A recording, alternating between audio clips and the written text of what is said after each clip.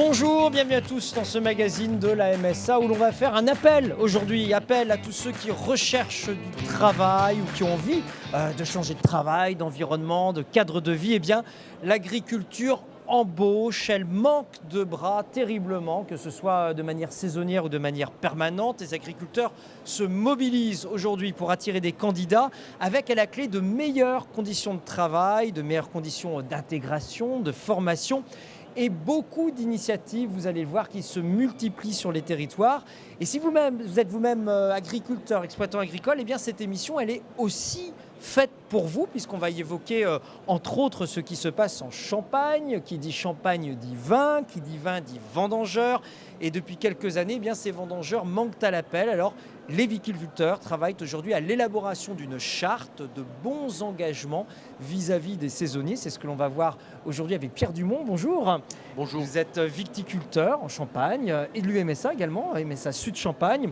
Anne Gauthier, bonjour. Bonjour. Administratrice à la Caisse centrale de la MSA, vous représentez les employeurs, vous dirigez vous-même une exploitation dans la production végétale dans les Pays de la Loire. Et puis David Marcoux, bonjour. Bonjour. Directeur adjoint de la MSA Sud Champagne. Mais avant de partir en Champagne et dans les bonnes bulles, je vous propose de prendre la direction d'un autre terroir qui fait du vin, mais pas que ça, c'est l'Alsace. Et en Alsace aussi, les agriculteurs recherchent de la main-d'œuvre urgemment. Et ils ont décidé de mieux s'organiser pour cela par la création d'une plateforme emploi.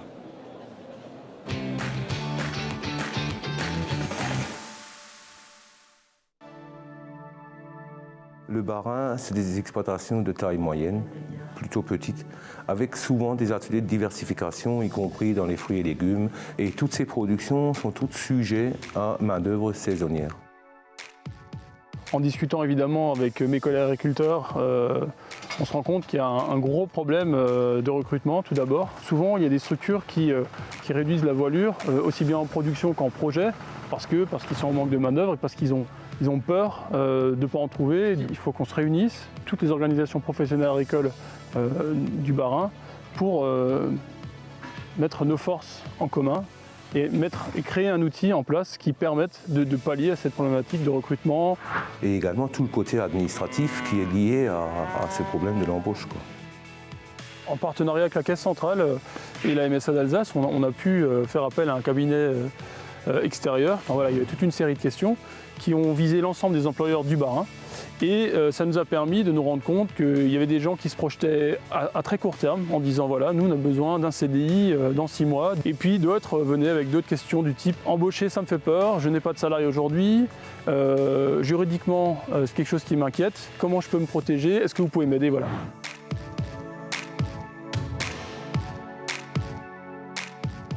On a également rencontré À l'emploi, qui est une structure qui englobe toute la thématique de l'emploi pour le BTP et qui nous a démontré que depuis plus de 20 ans, ils ont réussi à construire finalement ce qu'on rêvait de construire. Depuis le début d'À l'emploi, on a formé environ 3600 personnes qui sont sorties et qui sont aujourd'hui sur des postes de façon pérenne. On va compter environ 300 sorties positives par an sur l'ensemble des structures GEC. La réussite du système dépend forcément de l'implication de l'ensemble des acteurs, puis l'engagement sociétal des entreprises.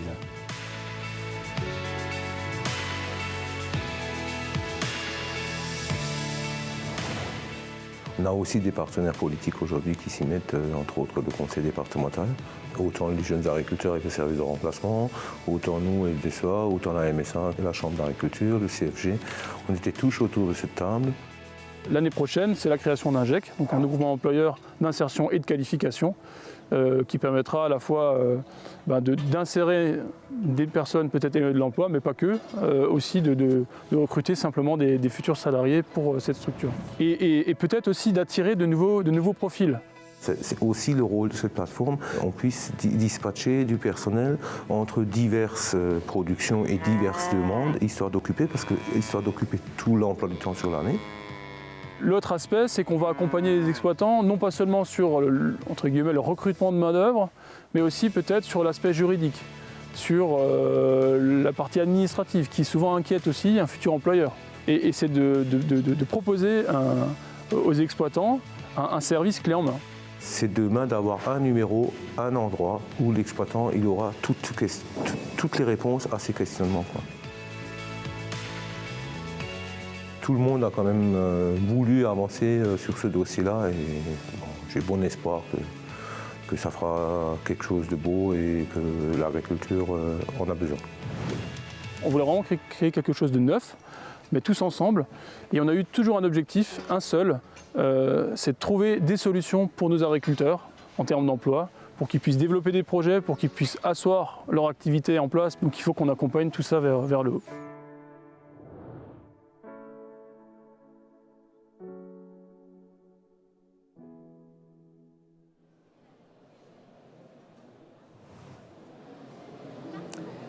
Voilà, bel arc-en-ciel sur ce beau territoire de la plaine d'Alsace. C'est beaucoup de choses dites dans ce reportage. On va y revenir, notamment sur la nécessité de se mobiliser en tant qu'employeur agricole pour faire venir de la main-d'œuvre.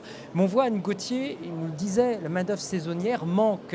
Fruits et légumes, viticoles et tous les secteurs qui ont besoin de pics d'activité à ce moment ne trouvent plus de main-d'œuvre. C'est un constat que vous faites aussi pour vous ? C'est exactement la même chose dans le Maine-et-Loire. En fait, je pense que c'est tout à fait national. Toutes les productions, alors c'est sans doute plus prégnant dans les productions végétales que dans les productions animales, mais bien que dans le reportage, on voit aussi que ça atteint les productions animales, mais les productions végétales ont cette particularité d'avoir des pics de production, les pics de cueillette, les pics, voilà. Donc effectivement, en production végétale, c'est très, très prégnant. Mais qu'est-ce qui s'est passé les étudiants ou les personnes qui voulaient bien faire saisonnier auparavant, vous ne les trouvez plus, ils ont disparu ou ils ne veulent plus venir travailler chez vous ? Alors je pense qu'on est quand même face à une évolution sociétale, que l'on veuille ou non. Les étudiants, alors certes, on y a recours, mais vous savez que c'est sur une période très contrainte, puisque les étudiants, bien évidemment, par définition, ils étudient. Donc quand ils sont, il y a juste sur les périodes de vacances que l'on peut éventuellement les recruter comme saisonniers. Donc c'est quand même très réduit, ça ne correspond pas à toutes les périodes de l'année et ça ne ferait de toute façon pas suffisamment d'emplois, d'effectifs pour remplir les besoins en main-d'œuvre sur toutes les productions qui vont quasi du 1er janvier au 31 décembre si on enchaîne les productions les unes après les autres puisqu'elles n'ont pas forcément besoin de main-d'œuvre tout au même moment. Ouais, David Marcoux, pour vous qui travaillez à la MSA Sud-Champagne, vous faites le même constat aujourd'hui. Dans les pics de vendange, c'est difficile de trouver des saisonniers, d'autant plus que les vendanges en Champagne, c'est pas n'importe quoi, il y a besoin de beaucoup de monde. Oui, justement, effectivement, les vendanges, c'est chez nous 27 000, 27, 28 000 vendangeurs chaque année. 28 000 vendangeurs sur une période de 8 à 10 jours. Et effectivement, la pénibilité de cette mission est de plus en plus soulignée, de moins en moins acceptée peut-être. On évoquait un phénomène sociétal très certainement. Et c'est vrai que la vendange en Champagne se fait obligatoirement à la main. Alors, Pierre Dumont pourra en parler beaucoup mieux que moi, mais le cahier des charges Champagne prévoit une vendange manuelle, donc ce qui impose une présence massive de salariés dans les vignes, par tout temps et dans n'importe quelle condition. Ouais.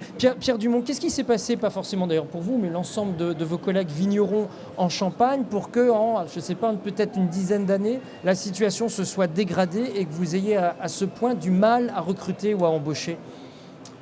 Si vous voulez bien, j'aimerais reposer quelques éléments qui remontent un peu par rapport à votre question. Graduellement, en une génération et demie, les jeunes sont de moins en moins formés à des travaux physiques. Dit physique, on disait manuel, ça peut se discuter. Mais encore qu'un travail manuel est aussi un travail intellectuel, je tiens à souligner. Donc ce fait, l'agriculture est basée essentiellement en zone rurale, c'est son support évidemment, ça paraît une évidence. Et on a assisté aussi à une migration des populations rurales vers les villes. Donc on se trouve naturellement dépouillé de bassins d'emploi. Et on ne sait pas forcément le mesurer d'une année sur l'autre, mais graduellement, en une génération, c'est très sensible. C'est vrai que c'est quelque chose que de l'extérieur, on peut avoir du mal à comprendre, que d'un côté, on a quand même un chômage de masse qui continue en France, et on se dit, mince, il manque des milliers de postes d'emploi dans les exploitations agricoles. C'est effectivement le paradoxe. C'est ce qui a l'art de se constater, a l'art d'irriter un petit peu les employeurs qui sont en peine pour s'entourer de personnel, alors saisonnièrement ou pour des gens, des postes qui demandent un peu plus de compétences, pour des CDI aussi. Et c'est là où il y a un grand dilemme et ça nous demande de nous poser des questions de fond, peut-être au-delà élargir le cercle de réflexion au-delà de ce qu'on a fait jusqu'alors. En tout cas, cette pénurie de main-d'œuvre, elle a entraîné un phénomène. Aujourd'hui, les vignerons, notamment, font appel à de plus en plus de services, de sociétés de prestataires de services qui vont chercher de la main-d'œuvre à l'étranger pour venir les faire travailler en France. C'est ça qui se passe ? Et effectivement, c'était quelque chose qui a commencé il y a, je pense, déjà une vingtaine d'années, mais un petit peu, je dirais, sur la pointe des pieds. Et médiatiquement, ce n'était pas quelque chose qui a fait la une des journaux. Il semblerait qu'en Champagne, aujourd'hui, on ait passé la moitié de la vendange qui se pratique par prestation de services. Donc la moitié par prestation de services. Et ces personnes qui viennent par ces sociétés de prestation de services, elles viennent de quel pays ? Alors, essentiellement encore France. Je pense qu'il faut éviter de polémiquer. Les Français sont encore largement intervenants sur les chantiers de vendange en Champagne. Néanmoins, le recours à des personnels venant des pays de l'Est, de pays un peu plus lointains, grandit d'année en année. Et alors, avec des interlocuteurs français, il y a aussi des travailleurs détachés qui interviennent dans ce cadre-là. Ouais. David Marcoux, ce phénomène des prestataires de services qui vont chercher de la main-d'œuvre à l'étranger ou en France parce qu'on n'en trouve plus localement, c'est un phénomène qui a d'abord été vu d'un mauvais œil par la MSA. Pourquoi ? Oui, parce qu'effectivement, un prestataire de service qui arrive sur le marché, fait une promotion, on va dire, agressive de ses services à des tarifs défiant toute concurrence, c'est quand même ce qu'on a vu très souvent. En clair, on va chercher des personnes en Europe de l'Est, on les amène ici, on les paye à coups de lance-pierre. Ça peut être ça, effectivement, quand elles sont vraiment payées, puisque parfois aussi, dans le retour du bus, il peut y avoir aussi une ponction non négligeable d'effectuer sur la rémunération pourtant bien prévue au départ. Et c'est vrai que la MSA a longtemps attiré la vigilance, pour ne pas dire faire peur, mais en tout cas des donneurs d'ordre qui restent responsables en cas de dérapage. Et ça, un oubli quand même de la part de ces donneurs d'ordre potentiels. Le viticulteur qui fait appel à un prestataire défaillant se retrouve in fine, malgré tout, responsable. Ouais, d'autant plus que vous avez, vous, assisté à des abus, il faut le dire, dans cette main-d'œuvre étrangère qu'on va venir. Là, on va avoir un article, par exemple, paru dans l'Union de Reims sur les conditions d'hébergement. Qu'est-ce que vous avez, vous, constaté du côté de la MSA ? Effectivement, ce sont des situations inacceptables. Aujourd'hui, on parle du champagne, un produit de luxe, et parallèlement à ça, certains organisent un emploi plus que maltraitant. Là, on a des personnes qui sont hébergées dans des conditions qui sont relativement précaires. Voilà, qui sont difficilement nourries, qui, encore une fois, en termes de rémunération, ne le sont pas forcément, alors que la promesse l'est, bien sûr, au tout départ. Donc, je tiens à le dire, ce n'est pas uniquement la MSA Sud Champagne, mais avec la profession Champagne, avec le CIVC, le syndicat général des vignerons, la profession, nos élus. Effectivement, on a travaillé à essayer de corriger un peu l'image aussi des prestataires de services. Pierre Dumont l'évoquait, il n'y a pas que des prestataires de cette nature, bien heureusement, et la démarche, elle est de justement tirer vers le haut les prestataires qui s'engagent dans des pratiques plus vertueuses. Parce que là, je voudrais quand même qu'on dise en image que vous avez vu pour qu'on prenne conscience de la réalité de la situation. Là, on a des conditions d'hébergement qui sont extrêmement précaires pour des gens qui viennent travailler.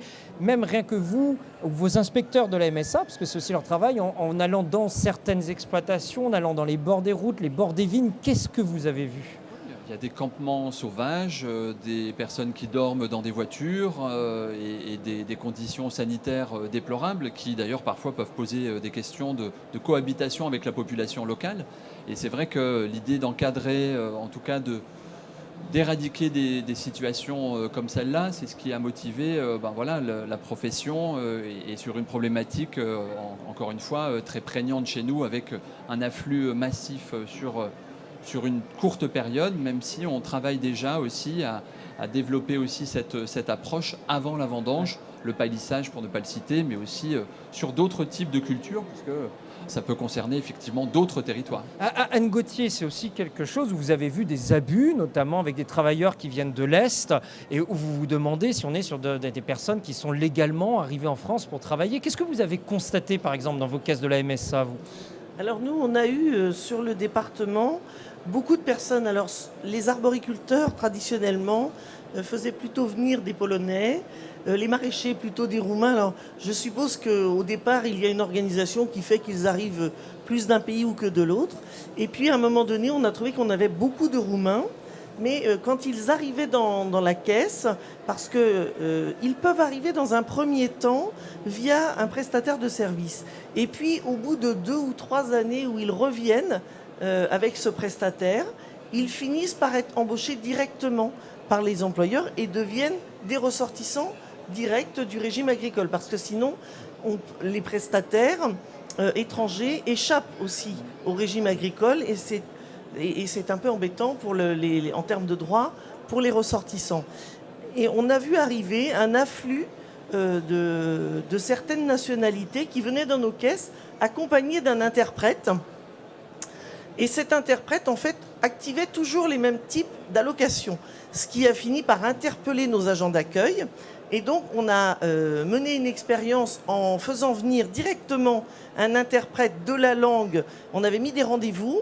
Et du coup, l'attitude du traducteur a totalement changé. Et on s'est aperçu qu'on était en fait avec quelqu'un qui possiblement entraînait nos travailleurs saisonniers qui, eux, viennent travailler de bonne foi sur notre territoire et qui, évidemment, pour nos employeurs, ils ont besoin de cette main-d'œuvre, en fait, allait probablement détourner une part de nos prestations. Donc on arrive à des situations qui sont quand même extrêmes, qui sont illégales, qui mettent en danger également les exploitants agricoles parce qu'ils ne se rendent pas compte mais ils deviennent hors la loi. David Marcoux, vous nous avez dit, nous, la MSA, on a longtemps été menaçant, on a voulu faire le gendarme, rappeler les gens à l'ordre. Et puis finalement, comme nous disait tout à l'heure notre viticulteur, ce phénomène, il grimpe parce qu'on n'a pas de main d'œuvre et qu'il faut bien trouver du monde pour travailler. Et là, vous avez changé d'idée en disant, plutôt que de taper, on va essayer de travailler intelligemment avec ces prestataires de services, c'est-à-dire... Oui, c'est tout à fait ça. Donc l'idée, c'est de se dire, vu l'augmentation de la prestation, elle dépasse les seules frontières de l'agriculture, autant accompagner le dispositif et de travailler avec les 3 MSA. On parle de la MSA Sud-Champagne, mais on travaille aussi en partenariat avec la MSA Picardie, la MSA Marne-Ardenne-Meuse, donc territoire de Champagne, et bien sûr la profession. Donc avec nos élus, l'idée, c'était de définir une charte qui, avec quelques engagements simples, qui ne se surajoutent pas à de la réglementation qui est incontournable. C'est quoi les engagements, les conditions d'accueil, les conditions de restauration, de paye ? On est sur la question de la qualité de l'embauche déjà, parce que c'est vrai que l'embauche, ça peut paraître un acte, on en parlait tout à l'heure avant de démarrer, mais c'est un acte administratif déjà, mais aussi c'est important d'informer le futur salarié sur ce que va être l'emploi, sur comment il va être accueilli, hébergé ou pas, rémunéré.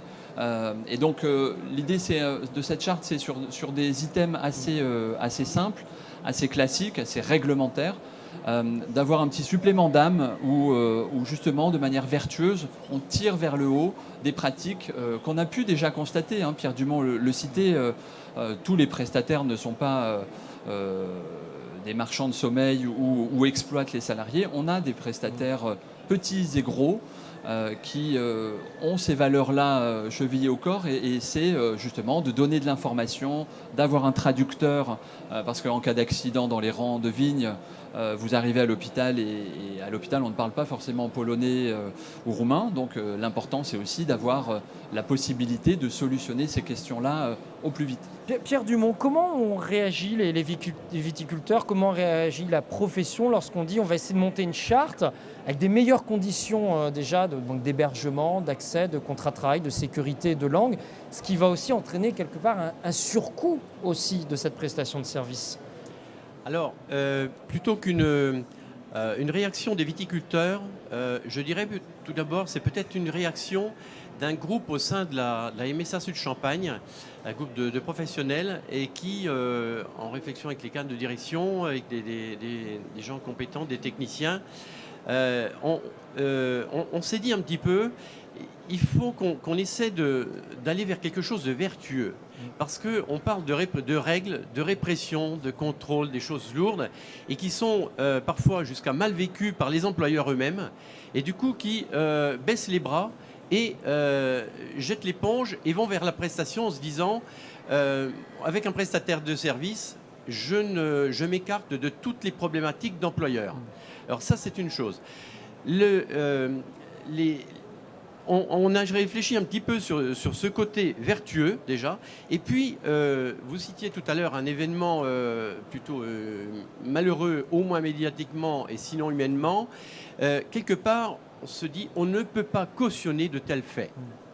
Tout simplement.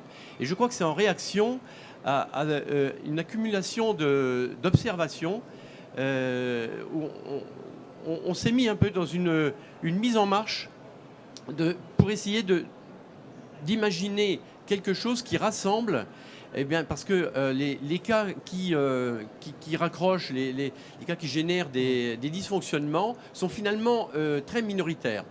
Et donc, il y a une quantité, un effectif d'intervenants qui sont vertueux, et on s'est dit, il faut qu'on les accompagne, qu'on les soutienne, et qu'on fasse savoir un petit peu ce mouvement-là qui est encore majoritaire. Mais là-dessus, sur le champagne qui reste un produit de luxe, et c'est toujours paradoxal de voir le produit de luxe et les conditions d'hébergement chez certains minoritaires que l'on a vu tout à l'heure dans ce journal, mais les grandes maisons de champagne, je suppose qu'elles auront moins de difficultés à améliorer leurs conditions d'hébergement ou leurs conditions de travail, si elles en ont besoin, peut-être elles n'en ont pas besoin.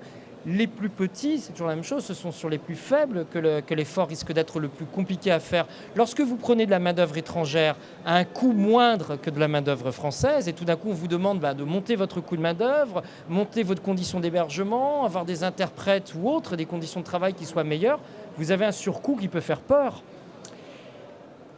En viticulture champenoise, on a une disparité très impressionnante entre la taille économique des acteurs.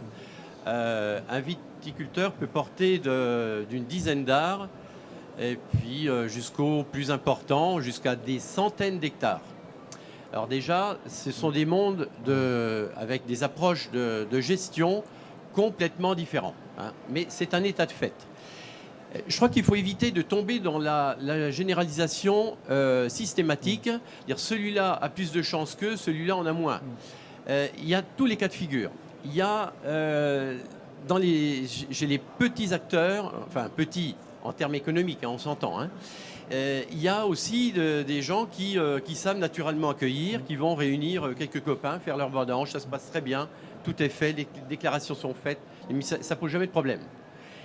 Il y a les cas contraires. Il y a les situations moyennes où il y a une sensibilité à l'emploi, à l'humain, et qui fait que ça se passe très bien aussi. Et puis il y a les cas contraires aussi. Et puis dans les grandes structures, alors en général la gestion est plus bordée. Il y a des savoir-faire, des pratiques, des pratiques de mise en œuvre, de l'autocontrôle qui est plus établi. Néanmoins, il y a aussi du recours parfois à la prestation à plusieurs étages.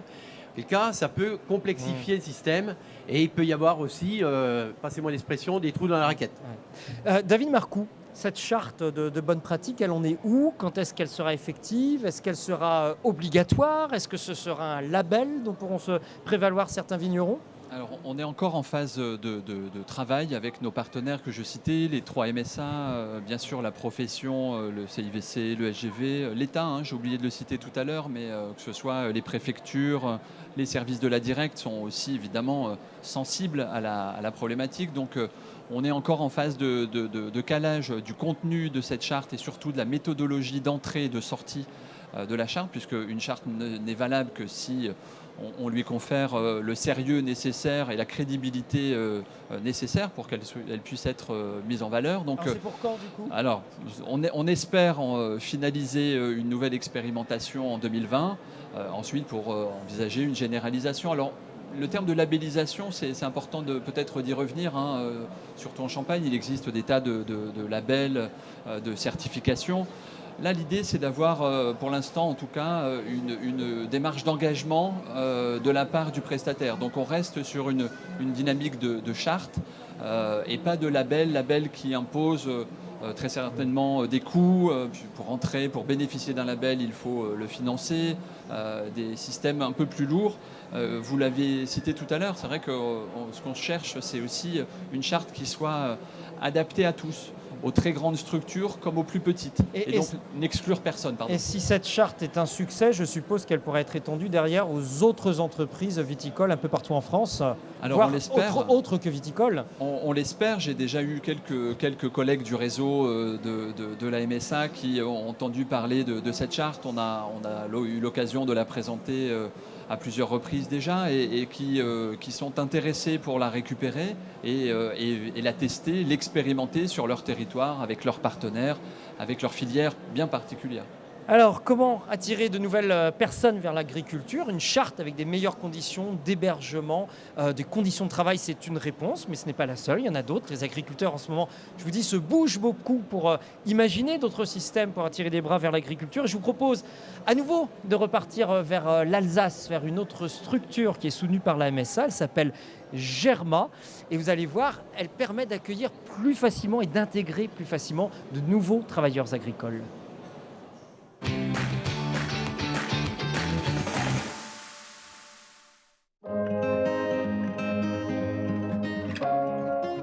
Germa Emploi a été créé il y a plus de 25 ans par la Mutualité sociale agricole et les organismes professionnels agricoles. Nous faisons partie du réseau Laser Emploi qui fédère toutes les structures d'insertion créées par les MSA au niveau national.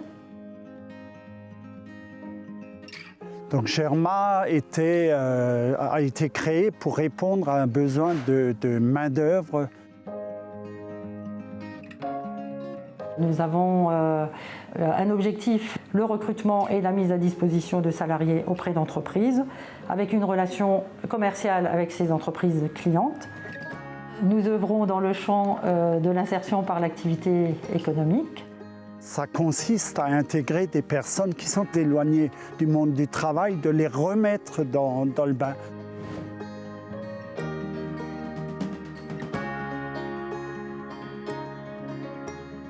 Germa a une longue expérience de partenariat avec certaines entreprises de transformation de choux à choucroute.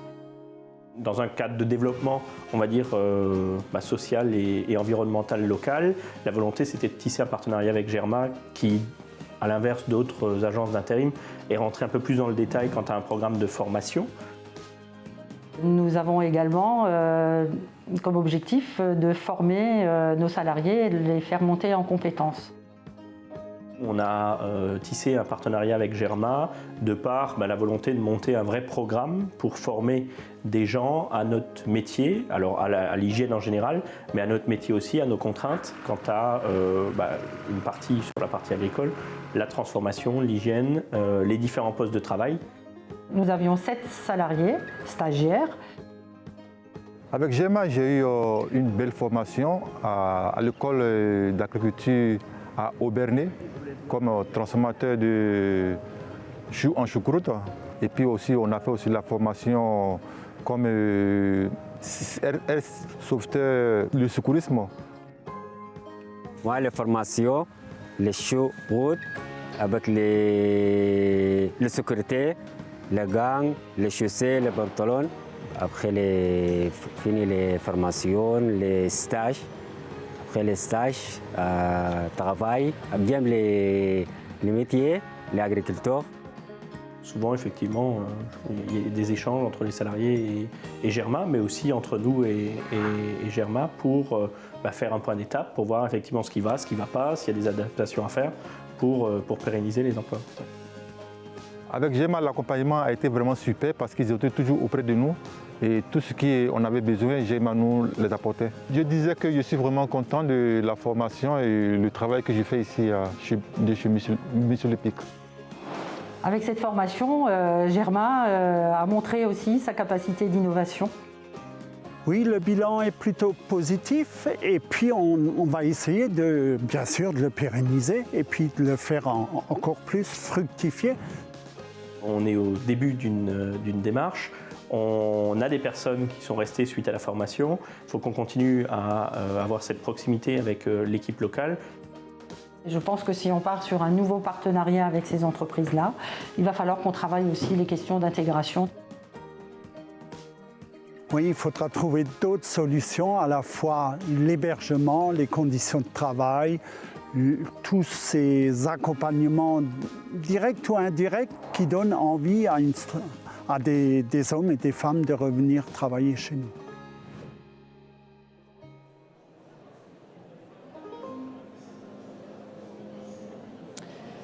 Anne Gauthier, on voit bien avec Germa, cette expérience en Alsace, quand même la nécessité aujourd'hui d'aller plus loin envers les salariés, c'est-à-dire de les intégrer, de les former, de les accompagner, de donner des possibilités d'évolution dans leur carrière. Ce sont des choses assez nouvelles quand même dans le monde agricole. Alors j'ai envie de dire oui et non, parce qu'en Anjou, nous avions mené une expérimentation en 2002, saison en Anjou, et où nous avions travaillé déjà sur une charte de l'emploi saisonnier. Alors malgré tout, avec quasi 20 ans de recul, il faut reconnaître que ça a un peu changé l'approche de l'emploi saisonnier en agriculture, avec un certain nombre d'automatismes que l'employeur doit avoir lorsqu'il accueille des saisonniers. Par exemple ? Eh bien, par exemple, le fait d'avoir un livret d'accueil, de savoir accueillir, de pouvoir expliquer le travail auquel le saisonnier va devoir être quotidiennement ce qu'il aura à faire, plutôt que d'arriver directement sur le chantier. Donc c'est de la pédagogie, c'est de la bienveillance, mais c'est aussi ce qui amène vers une forme de fidélisation de nos saisonniers et pour certains, bien évidemment, une évolution vers des postes de permanents, puisqu'on manque aussi de main-d'œuvre qualifiée dans nos exploitations. David Marcoux, autre possibilité de trouver des bras pour l'agriculture. Vous travaillez notamment avec plusieurs conseils départementaux, dont celui de l'Aube, sur une expérimentation près des allocataires du RSA pour essayer de les inciter à revenir travailler dans des exploitations agricoles. Qu'est-ce que vous faites très concrètement ? Alors effectivement, le dispositif dans l'Aube, en tout cas, a été mené pour une deuxième année consécutive pour la dernière vendange, celle de 2019.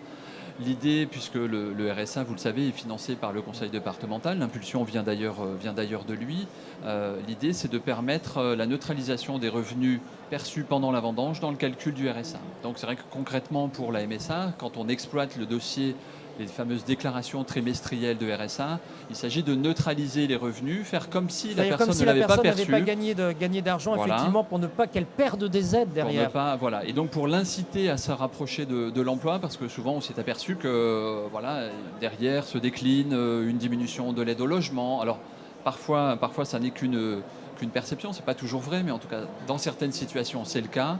Donc le conseil départemental, les conseils départementaux, parce que vous l'avez dit, c'est une tendance qui semble se généraliser. On traite les dossiers prestations familiales de plusieurs départements aujourd'hui en Sud-Champagne et on l'observe pour bon nombre de départements. Et l'intérêt, c'est effectivement de faire bénéficier du RSA, mais de rapprocher ces personnes de l'emploi en les incitant à, malgré tout, reprendre le travail. Et est-ce que ça marche ? Est-ce qu'on a déjà des premiers retours d'expérience ? Alors cette année, on a multiplié par 2 le nombre de bénéficiaires. Alors ils sont au nombre de 200 à peu près, un peu plus de 200, mais entre la vendange 2019 et la vendange 2018, le nombre a été multiplié par 2, donc on peut dire déjà que c'est un succès.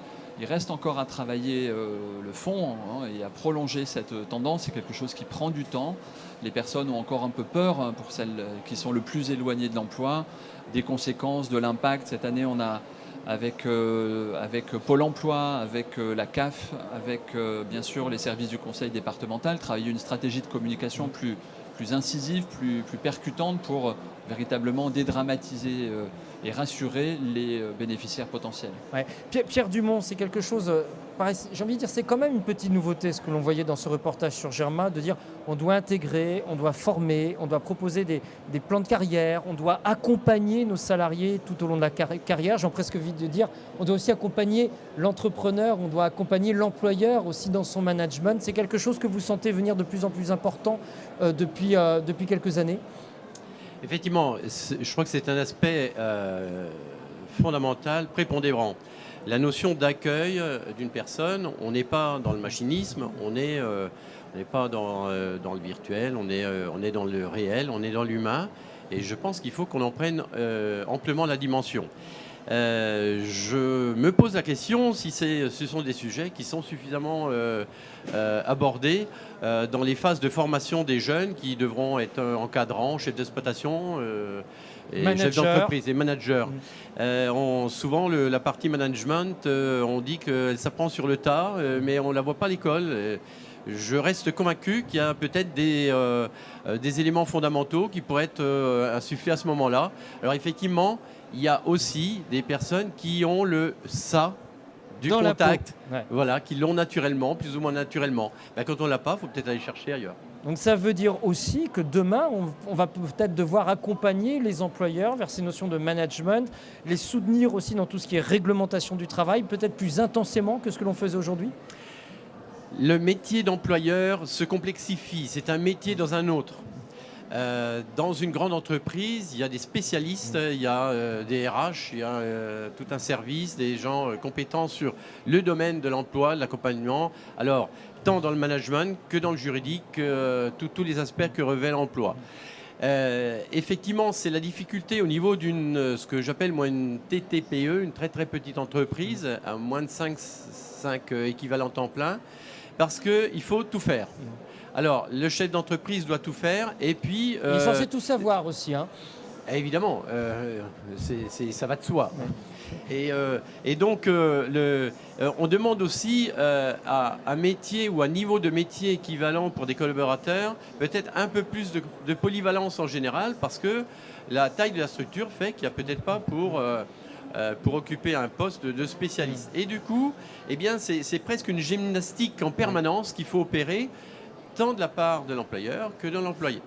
On est encore, pour vous qui êtes administrateur MSA, on est encore dans le rôle de la MSA aujourd'hui, qui est une institution de santé, de prévoyance, de sécurité sociale auprès du monde agricole. On est dans le rôle de la MSA de soutenir des employeurs, de soutenir des chartes de qualité d'emploi.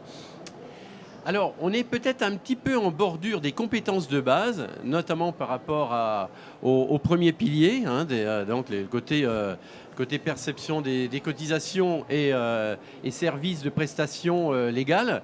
Mais effectivement, quand on a commencé à évoquer ces quelques questions, ces prémices de questions, eh bien, on l'a évoqué en conseil d'administration et naturellement, il y a eu un engouement et un soutien pour qu'on aille un peu plus loin dans ces réflexions. Et aujourd'hui, je pense que la MSA est aussi en pleine évolution. Il ne manque pas, parmi tous ces organismes, à ces évolutions et on entre tout à fait dans le champ de compétences. Anne Gauthier, on n'a pas arrêté de le répéter depuis le début de l'émission, l'agriculture manque de bras. Si vous avez envie de bosser, si vous avez envie d'avoir un travail sympa, parce que ce sont aussi des bons travails, on est à l'extérieur, enfin, on est au contact de la nature, on est au contact des animaux, on est au contact des arbres. Ce sont des boulots qui sont chouettes, et donc il faut peut-être revoir un petit peu l'image. Qu'est-ce que vous auriez envie de dire aujourd'hui à ce micro, face aux caméras d'MSA TV, à des personnes qui se posent la question, après avoir eu cette émission, tiens, pourquoi pas de changer de boulot et d'aller bosser dans une exploitation agricole ? Je pense qu'effectivement, l'agriculture, pour tous les motifs que vous venez de donner, ce sont des métiers qui permettent d'évoluer au milieu de la nature. Et donc, c'est forcément agréable, même si de temps en temps, il peut y avoir quelques aléas climatiques, on est bien d'accord. Mais pour autant, c'est tellement épanouissant d'être au milieu de la nature, de voir la nature se développer, de concrètement pouvoir voir l'évolution d'un produit jusqu'à sa phase finale qui permettent soit de fleurir le paysage, soit de nourrir la population, ou soit d'intervenir plus dans les moments festifs, puisque je suis avec des représentants du Champagne, mais je suis moi-même d'une région viticole, donc bien évidemment, pour toutes ces bonnes raisons qui font aussi le bien vivre en France, je trouve que l'on a beaucoup de jolis métiers à offrir en agriculture. David Marcoux, j'ai envie de vous poser la même question. Aujourd'hui, si vous aviez envie, pour vous qui n'êtes pas agriculteur pour le coup, mais qui êtes à la MSA, si vous aviez envie de lancer un appel à tous ceux qui se posent des questions, tiens, pourquoi pas aller travailler en agriculture ? En plus, c'est extrêmement divers comme secteur. Qu'est-ce que vous auriez envie de dire à ces personnes-là ?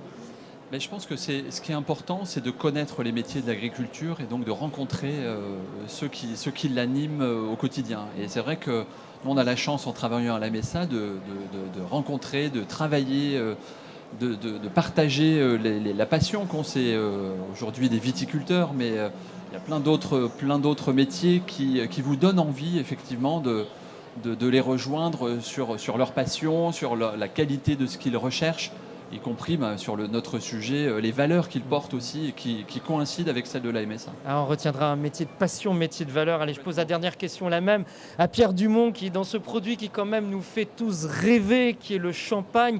Qu'est-ce que vous auriez envie de dire à ceux qui ont vu cette émission, qui se disent, après tout, pourquoi pas aller travailler dans le champagne ? Alors, effectivement, le champagne a cette connotation très particulière et effectivement, j'en suis heureux et les visages s'illuminent quand on prononce le mot. C'est un privilège. Au-delà de ça, on parle beaucoup du vignoble en Champagne parce que c'est le premier pôle agricole en termes d'activité dans nos départements concernés. Mais il y a toute l'agriculture, l'horticulture, le paysagisme, les forêts, etc. Il ne faut surtout pas les oublier. D'une façon générale, ça a été dit par Anne Gauthier et David Marcoux, ces métiers qui ont un lien assez direct avec l'élément naturel. Et je pense qu'aujourd'hui, on parle beaucoup d'environnement, d'écologie, enfin tous ces termes très, très, très en phase actuellement. Eh bien, l'agriculture en est naturellement. Et je pense qu'au-delà d'un métier, je pense qu'il y a des métiers de passion, il y a des hommes et des femmes passionnés et qui sont fondamentalement respectueux de leur environnement, parce qu'on dit qu'on l'hérite de nos parents et on l'emprunte à nos enfants, ce milieu. C'est pas de moi et je pense que ça se vérifie tous les jours.